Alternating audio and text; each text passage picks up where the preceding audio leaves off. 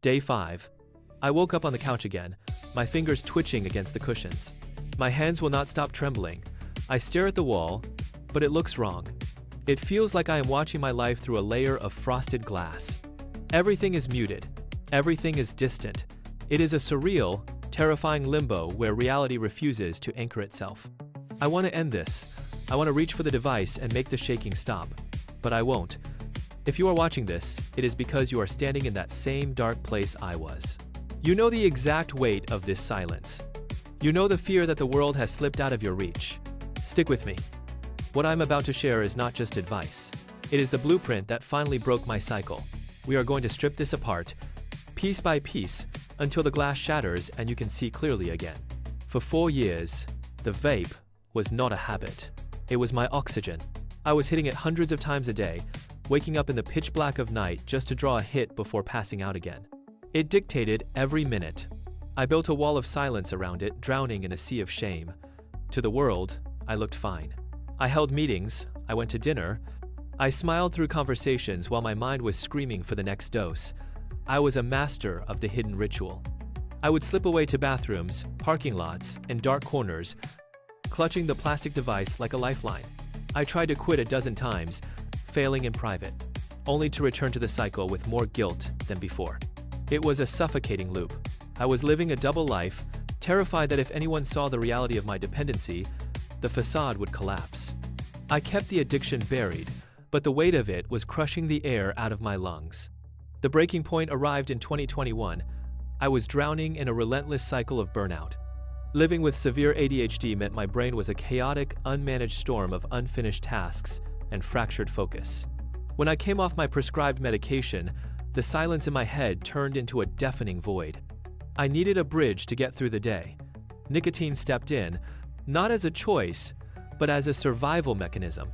It became a toxic, high-speed shortcut for my dopamine-starved brain. I thought I was fixing a defect. I thought I was finally turning the lights on in a room that had been dark for months. Every hit felt like a surge of clarity, a momentary alignment of gears that had been grinding against each other for years. It was a chemical illusion, a temporary patch on a structural failure. I was not chasing pleasure anymore, I was chasing the baseline. I was trying to borrow focus from a future I was actively destroying. My brain was a machine running on the wrong fuel, and I was convinced that if I just kept the intake consistent, I could outrun the collapse. The reality I had built began to fracture. I started experiencing derealization. It felt like watching my own life through a layer of thick, frosted glass. I was a spectator trapped in a simulation of my own existence. The world lost its texture, sounds felt distant, and my own hands looked like they belonged to a stranger.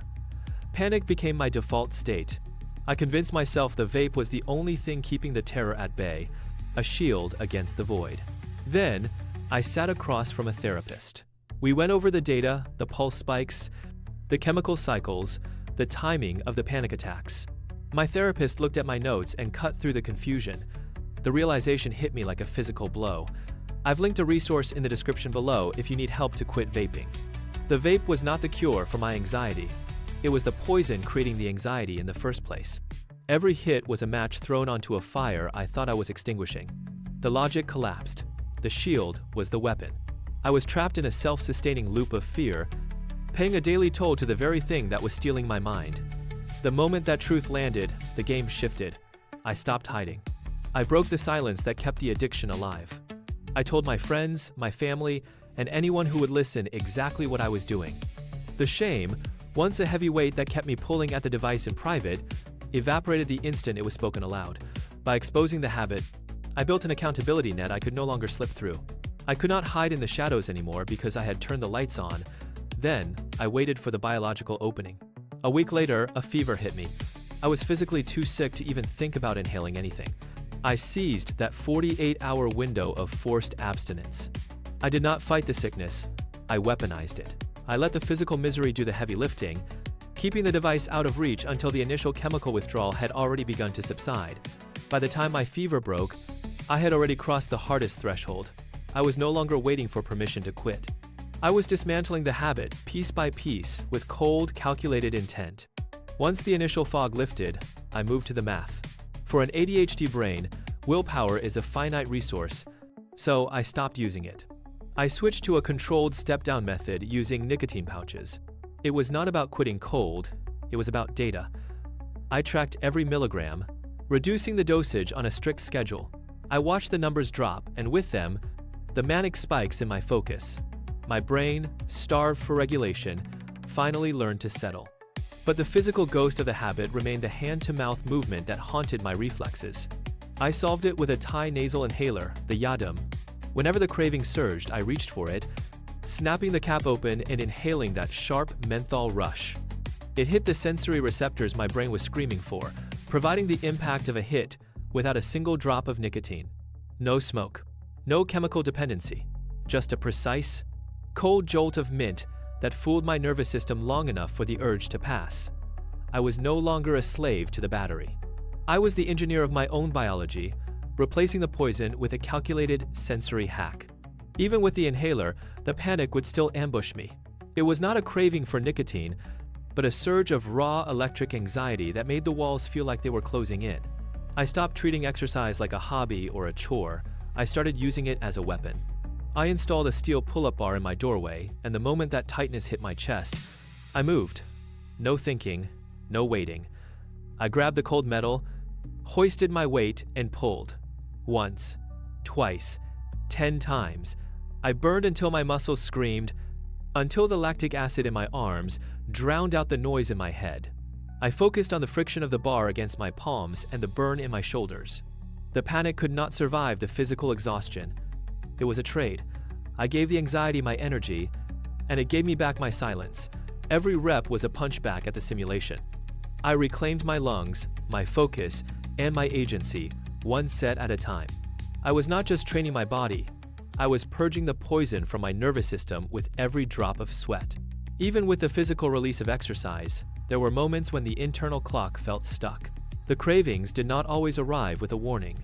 Sometimes they hit like a tidal wave while I was sitting at my desk, trying to work. That was when I mastered the 15-minute rule. I never told myself I would never touch a vape again. That was a lie my brain would reject. Instead, I looked at the clock and made a simple, unbreakable contract.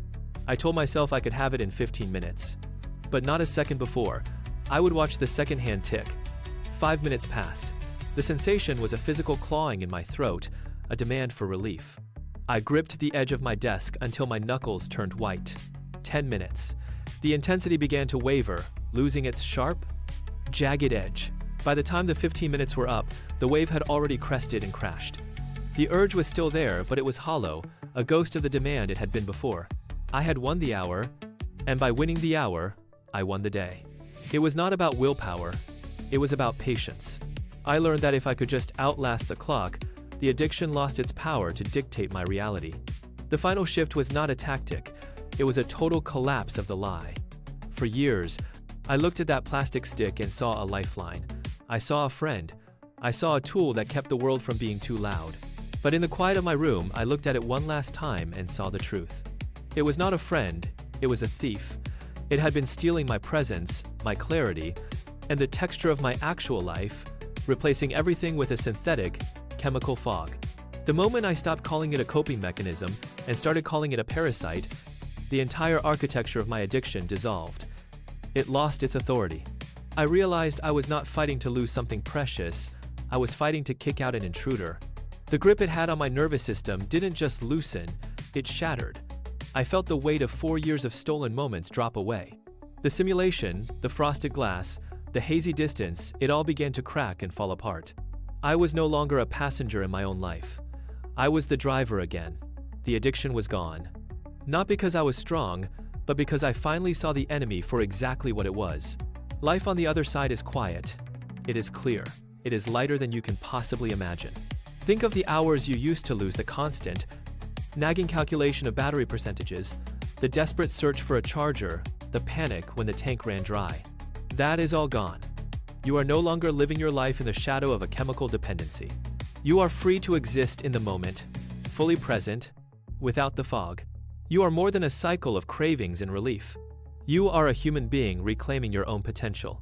If you are still standing in that dark place, looking for a way out, know this: you are not as stuck as you think you are. The walls you see are built of habits, and habits can be broken, Drop a comment below. Let us know you are fighting and let us know you are winning. We are in this together, and the version of yourself waiting on the other side is worth every second of this struggle. Take the next step. Reclaim your reality. You are ready. I've linked a resource in the description below if you need more help to quit vaping.